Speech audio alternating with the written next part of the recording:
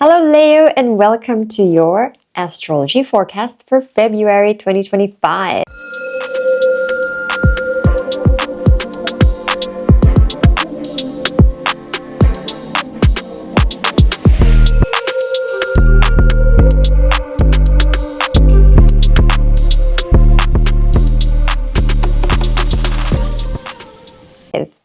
So, lots of things happening in your 7th house. The 7th house is all about contracts. So this could be love contracts, which means marriage. But also these days, it's not just marriage. For example, in France, there exists paxes, or like some sort of like long-term contract with a partner. Business partnerships as well. So anytime that you join with another soul's energy and you promise to do something for a long time. But this could also mean contracts that you have had with other past lifetimes as well. So let's explore.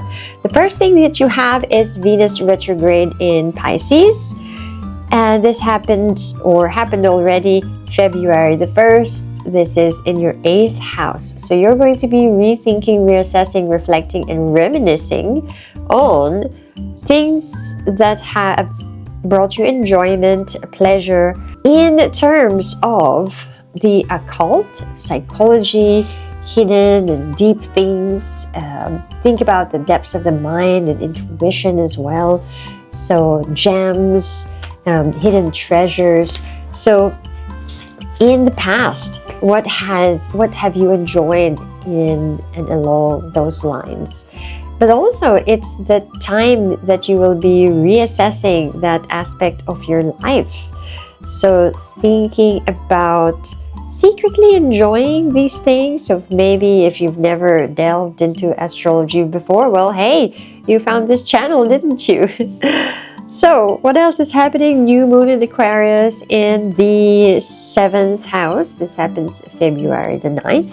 So there can be a new project or a new inspiration that is going to be ignited in you. So new type of energy coming in, fresh new energy, fresh new start. When it comes to contracts, long-term partnerships, whether that be business or love. So it doesn't just mean that new partners will come along, but it just also means refreshing those old partnerships. So maybe you get a chance to do things afresh, whether that means bringing somebody else that is new, or just changing your point of view, or just overall, just having a fresh new start. Maybe you see each other again with fresh eyes. So again, not just love partners, but also in terms of business and business partnerships. Okay, so what else do we have? We've got the Mars turning direct in Gemini, your 11th house. So Mars turning direct, this is good. You're going to get a lot of energy and action, finally, action happening. If you have ever felt stuck in terms of communicating with a wider audience, a wider group, social networks, your peers as well, now is the time when you will feel action-oriented and action will actually happen.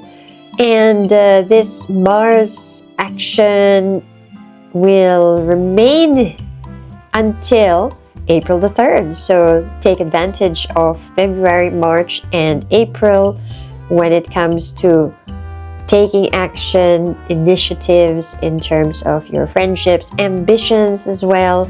And like I said, social networks and just your even professional networks. So just a wider group of people around you. You know, where's my place in society?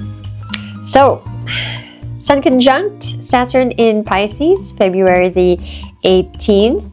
So Saturn has been in your 8th house anyway since the 2023rd, and will be there until 2027. So this is the part and area of your life where you are being challenged, where you're taking more responsibility and perseverance, really getting serious and really getting disciplined. So in the area of inner work, in the area of exploration of spirit, exploration of soul, exploration of spirituality as well.